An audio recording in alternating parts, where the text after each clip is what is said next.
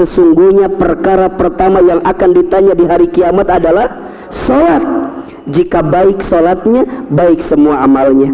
Jika rusak sholatnya, maka rusak semua amalnya. Ingin baik hidupmu, perbaiki sholatmu. Ingin terjaga hidupmu, jaga sholatmu. Ingin mulia hidupmu, maka pastikan sholat itu engkau hadirkan dalam kehidupanmu. Maka orang yang sholat itu luar biasa. Sholat sumber ketenangan, sholat sumber kebahagiaan, sholat sumber kemuliaan, sholat sumber rezeki, sholat sumber segala jalan keluar. Ingin hatimu tenang, perbaiki sholat. Ingin hidupmu bahagia, perbaiki sholat. Ingin ditunjukkan jalan keluar, perbaiki sholat. Ingin dimudahkan rezeki, perbaiki sholat. طلع البدر علينا من Hari ini teman-teman datang ke masjid, datang ke majelis ilmu, datang ke majelis taklim, maka percayalah teman-teman sedang disayang oleh Allah Subhanahu wa taala. Dan kalau teman-teman lagi disayang sama Allah, kalau teman-teman lagi dicintai oleh Allah, maka di saat itu teman-teman sedang mendapatkan nikmat yang besar dari Allah Subhanahu wa ta'ala. Jemputlah kasih sayang itu, terimalah kasih sayang itu, dan teruslah berusaha berada di jalan kebaikan di hadapan Allah Subhanahu wa ta'ala. Kenapa? Karena hanya dengan mendekat kepada Allah, engkau akan didekatkan dengan kebahagiaan dalam hidupmu. Saya ulangi, hanya dengan mendekat kepada Allah, maka engkau akan didekatkan dengan kebahagiaan dalam hidupmu. Jadi kalau sekarang teman-teman tanya, kenapa hidupku terasa gelisah? Kenapa hidupku terasa sulit? Kenapa hidupku seakan-akan berat kita melewatinya? Mohon maaf, boleh jadi Anda sedang jauh dari Allah. Boleh jadi Anda sedang ada jarak hubungannya dengan Allah Subhanahu wa ta'ala. Maka sering Ahilman sampaikan, perbaiki hubunganmu dengan Allah, maka Allah akan perbaiki hubunganmu dengan urusan dunia ini. Saya ulangi, perbaiki hubunganmu dengan Allah, maka Allah akan perbaiki hubunganmu dengan urusan dunia ini. Banyak orang yang sibuk nyari dunia, tapi dia lupa kepada yang punya dunia. Banyak orang yang sibuk mencari rezeki, tapi dia lupa kepada Allah Ar-Razzaq yang maha memberi rezeki. Teman-teman sayang, kalau udah sama Allah nggak ada yang nggak mungkin. Kalau udah sama Allah nggak ada yang nggak mungkin. Sesuatu kadang kita lihat tidak mungkin. Kenapa? Karena kita hanya menggunakan logika kita, karena kita hanya menggunakan cara pandang kita. Ingat, manusia itu terbatas. La haula wala quwata illa billah. Tidak ada daya upaya, tidak ada kemampuan, tidak ada kekuatan, kecuali semuanya diberikan oleh siapa? Oleh Allah. Maka kalau teman-teman ingin menemukan kebahagiaan dalam hidup, jangan tinggalkan Allah, jangan lupakan Allah, jangan jauhi Allah. Karena disitulah titik yang akan membuat hidupmu semakin rapuh, semakin terjatuh. Karena orang beriman yang yakin kepada Allah itu tidak akan pernah putus asa.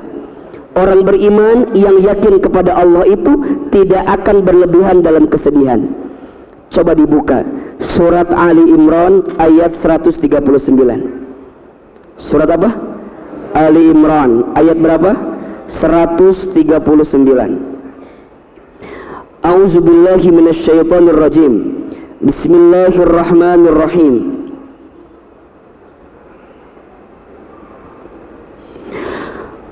Wala tahinu wala tahzanu wa antumul a'launa in kuntum mu'minin. Perhatikan, wala tahinu, dan janganlah kamu merasa lemah, wala tahzanu, dan jangan pula kalian bersedih hati. Kenapa? Wa antumul a'launa, sebab kamu itu orang yang Allah angkat derajatnya. In kuntum mu'minin, jika kalian beriman kepada Allah Subhanahu wa ta'ala.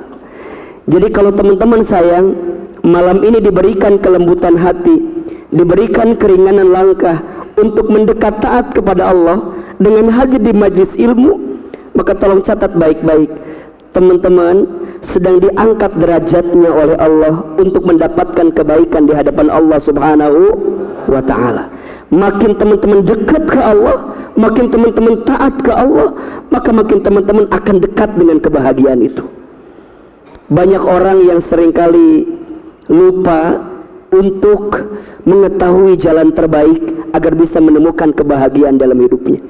Bahagia tak diukur dari apa yang datang dan apa yang pergi, tapi bahagia itu diukur saat hati kita lebih tenang saat mendekat kepada Allah Subhanahu wa ta'ala. Hidup ini gak lama, hidup ini sebentar. Maka dalam kehidupan yang sebentar ini, maka jangan sia-siakan, kecuali kita mendekatkan diri kita kepada siapa?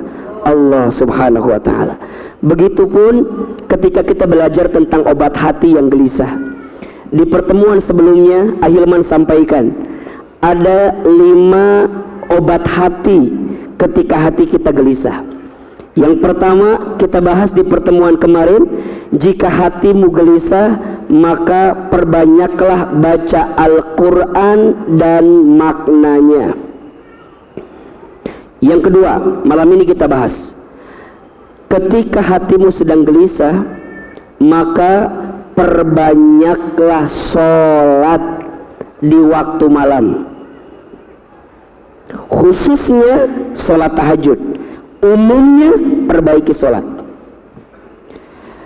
Teman-teman sayang, sholat itu tiang agama.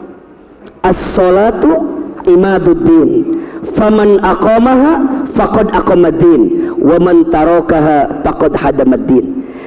Sholat itu tiangnya agama. Barang siapa yang tegak sholatnya, tegak agamanya. Barang siapa yang rusak sholatnya, maka rusak agamanya. Nabi SAW bersabda, perkara pertama yang akan ditanya ketika nanti hari kiamat adalah sholat. Inna awwala ma yuhasabu bihil abdu yawmal qiyamah as-salah. Sesungguhnya perkara pertama yang akan ditanya di hari kiamat adalah sholat. Jika baik sholatnya, baik semua amalnya. Jika rusak sholatnya, maka rusak semua amalnya. Ingin baik hidupmu, perbaiki sholatmu. Ingin terjaga hidupmu, jaga sholatmu. Ingin mulia hidupmu, maka pastikan sholat itu engkau hadirkan dalam kehidupanmu. Maka mohon maaf ya, kata orang tua kita dulu tuh, nah kalau hidup kamu gak sholat, maka apa bedanya kamu dengan orang yang tidak hidup? Karena yang membedakan antara orang yang hidup dengan orang yang mati apa? Sholat. Orang yang hidup masih bisa sholat, orang yang mati sudah tidak bisa. Kalau ada orang yang tapi tidak mau sholat, berarti sudah saatnya di 1, 2, 3 di sholat. Saya ulangi, kalau ada orang yang masih hidup tapi tidak mau sholat, berarti sudah saatnya sudah siap disolatkan. Kayaknya udah siap ini kelihatannya. Ustaz, berarti sholat itu sangat penting. Iya, boleh jadi mungkin kita pernah dengar kan, sepohon kayu daunnya rimbun, lebat bunganya serta buahnya, walaupun 1000 kalau tak sembahyang, walaupun 1000 kalau tak sembahyang. Hidup tapi tidak sembahyang, apa gunanya? Betul? Maka teman-teman sayang, Allah itu memanggil kita dengan 3 panggilan. Yang pertama panggilan azan, perintahnya sholat. Yang kedua panggilan talbiyah, perintahnya haji dan umrah. Yang ketiga panggilan ke rahmatullah, inna lillahi wa inna ilaihi Yang pertama panggilan azan, Allahu Akbar, Allahu Akbar. Itu yang manggil siapa? Yang manggil siapa? Sahake. Yang manggil siapa? Muazin, betul. Tapi hakikatnya yang manggil siapa? Allah, betul? Allahu Akbar, Allahu Akbar. Apa jawabannya? Allahu Akbar. Asyhadu an la ilaha illallah. Apa jawabnya? Asyhadu an la ilaha illallah. Asyhadu anna Muhammadar Rasulullah. Apa jawabnya? Lihat kalimat ini. Hayya 'alas shalah. Apa? Eta mah artina atau akang. Mari kita sholat heueuh eta artina. Orang yang geus apal eta mah. Namun jawaban kita la haula wala quwata. Pertanyaannya, kenapa panggilan 1, 2, 3 sesuai jawabannya, tapi ketika masuk kalimat hayya 'alas shalah jawabannya la haula wala quwata illa billah? Kenapa? Heueuh eta mah artina. Tiada upaya eta mah artina. Kenapa? Mohon izin, mohon maaf. Kalimat hayya 'alas shalah kita jawab dengan kalimat la haula wala quwata illa billah, menunjukkan bahwa kita siap menyambut panggilan salat. Kenapa?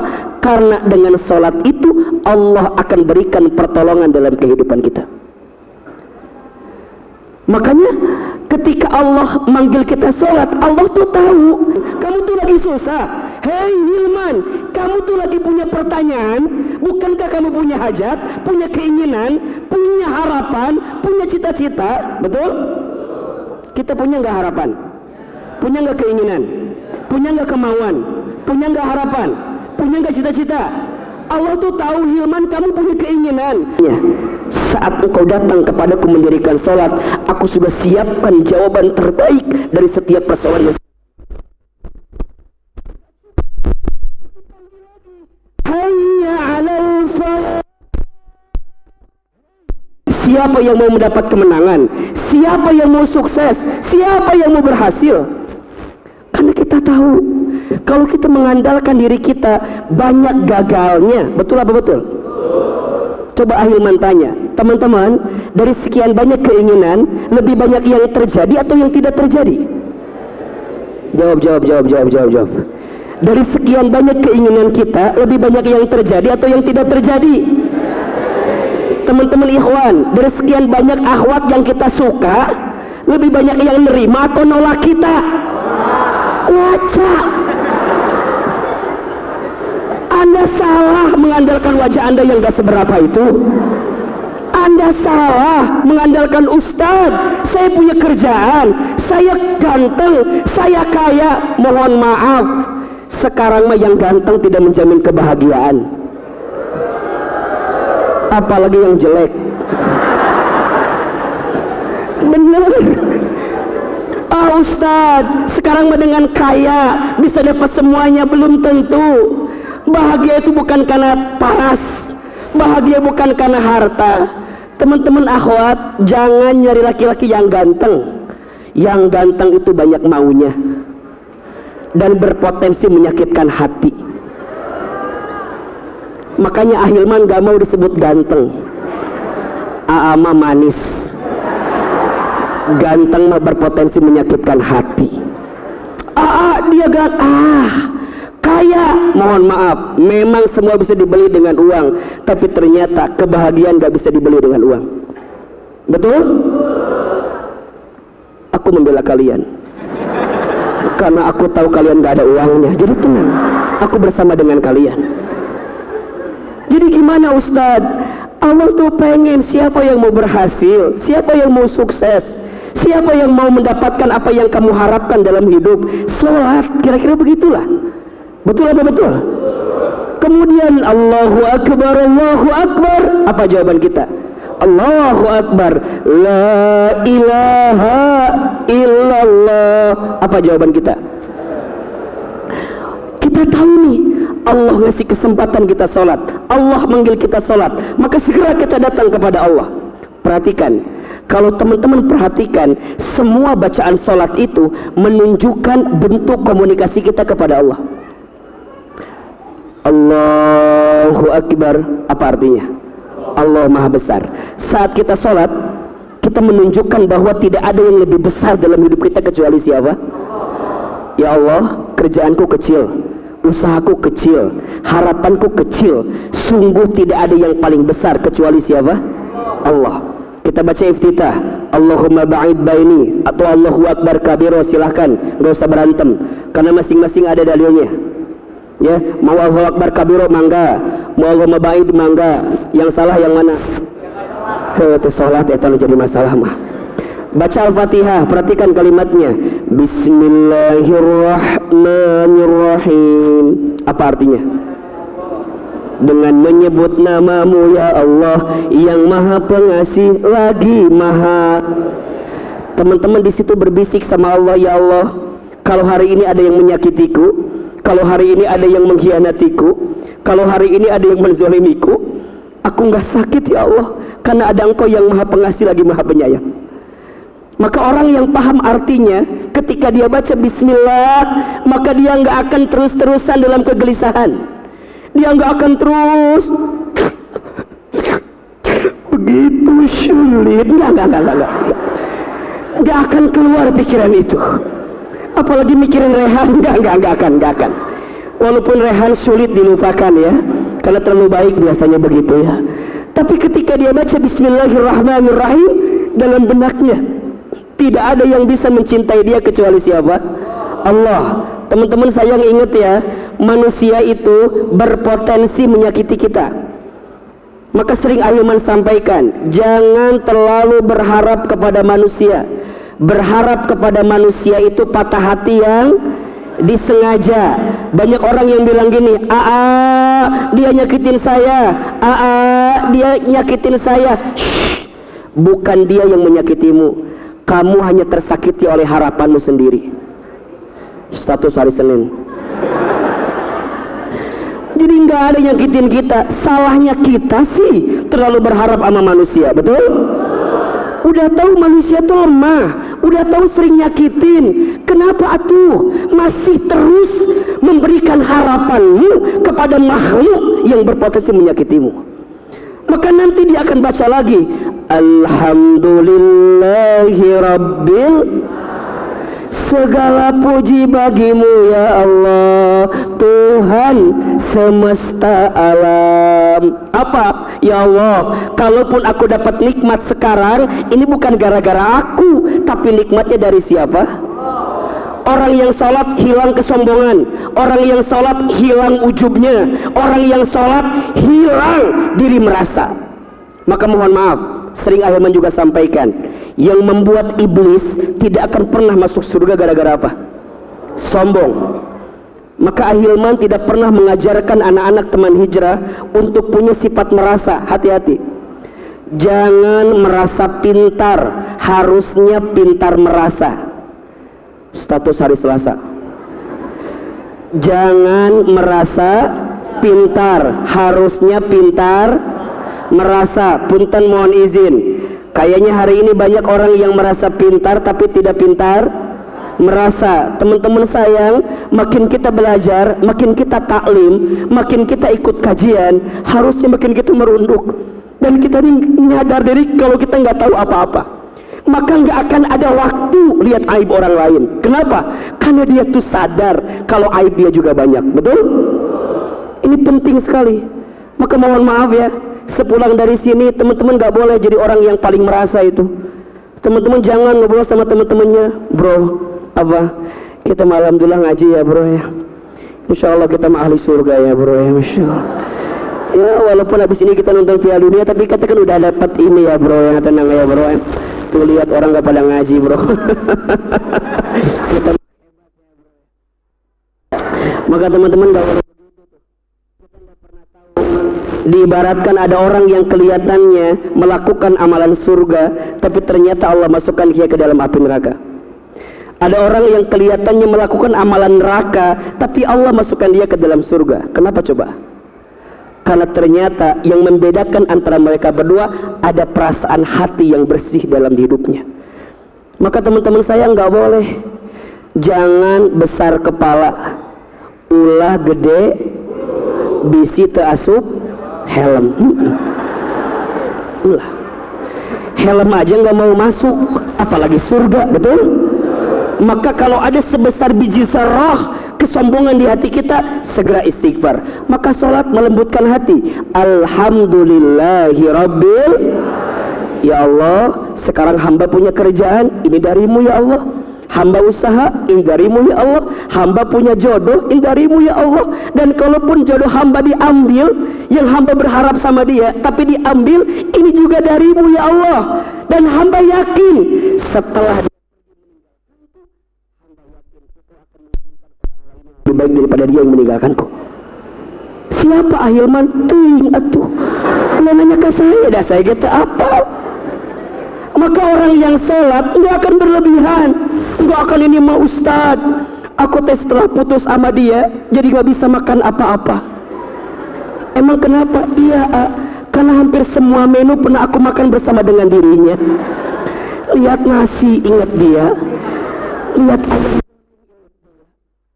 lihat kobokan ingat dia. Ahilman tahu pasti makannya di situ terus, ini mah masalahnya. Aku tuh setelah putus sama dia jadi nggak bisa pulang Ahilman. Kenapa?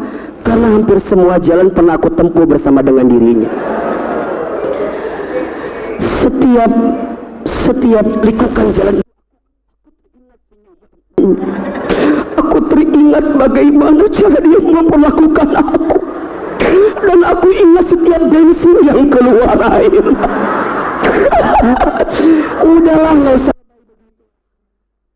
Teman-teman buat apa menangisi dan kemudian apa ya, menghabiskan waktu untuk menangisi orang yang pergi ninggalin kita. Teman-teman sayang, kalau dia baik pasti dia gak akan pernah pergi meninggalkan kita. Kalau dia pergi ninggalin kita berarti dia nggak baik untuk kita, atau kita nggak pantas sama dia.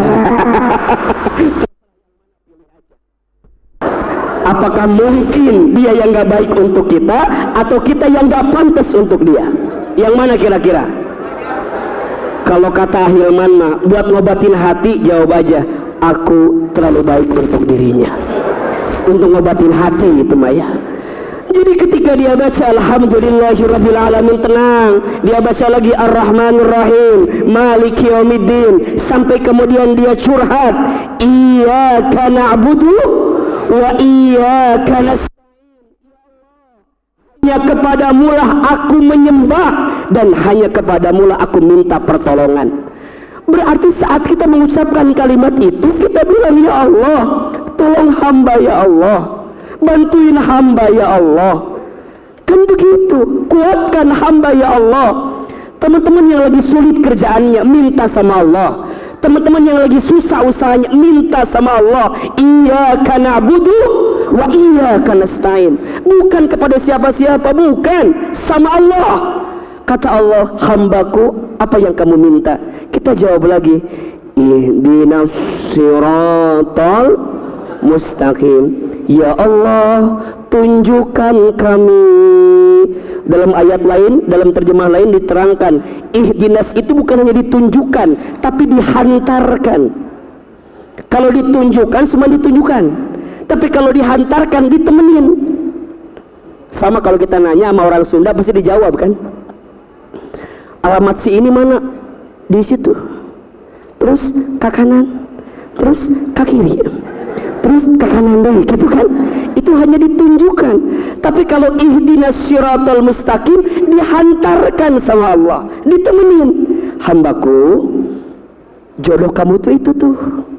Siapa itu? Yang mana itu? Dihantarin. Jadi fokusnya udah jelas tuh. Makanya teman-teman sayang, cinta yang paling menyakitkan itu apa? Ketika kita mencintai seseorang yang kita tahu orang itu nggak akan mungkin jadi milik kita. Status hari Rabu itu tuh, kita tuh udah tahu dia tuh nggak mungkin jadi milik kita, tapi kita masih ngotot. Ini lupa nih, Orang yang ihdinas siratal mustaqim, dia tidak akan terperangkap pada sesuatu yang bukan jawabannya. Allah akan arahkan dia pada perkara yang memang itu menjadi milik dirinya. Sampai kemudian dia bilang, ihdinas siratal mustaqim ya Rabb, tunjukkan kepada kami jalan yang lurus. Yang mana kata Allah? Kita jawab, siratal ladzina an'amta alaihim ghairil maghdubi alaihim waladhdallin. Ya Allah, jalan yang bisa membuatku tahu mana yang buruk, mana yang benar, mana yang halal, mana yang haram, mana yang benar, mana yang salah. Kan kira-kira begitu. Sampai kemudian kita ya Allah terbebas dari orang-orang yang mencelakakan kami ya Rabbal Alamin. Salat. Maka orang yang salat itu luar biasa. Salat sumber ketenangan, salat sumber kebahagiaan, salat sumber kemuliaan, salat sumber rezeki, salat sumber segala jalan keluar. Ingin hatimu tenang, perbaiki sholat. Ingin hidupmu bahagia, perbaiki sholat. Ingin ditunjukkan jalan keluar, perbaiki sholat. Ingin dimudahkan rezeki, perbaiki sholat. Yang wajib. Oke, yang paling pagi apa namanya? Sholat subuh, terus zuhur, terus asar, terus maghrib, terus pesan Ahilman, jangan tinggalkan yang wajib.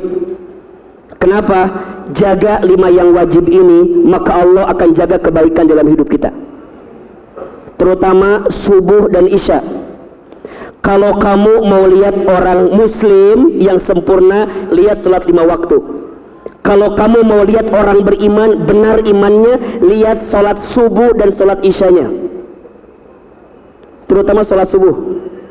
Ahilman pesan berkali-kali kepada teman-teman sayang, sholat subuh itu sholat yang akan mengantarkan kebaikan dalam hidup kita. Jaga sholat subuhmu, maka di hari itu fi zimmatillah, engkau sedang dalam penjagaan Allah subhanahu wa ta'ala.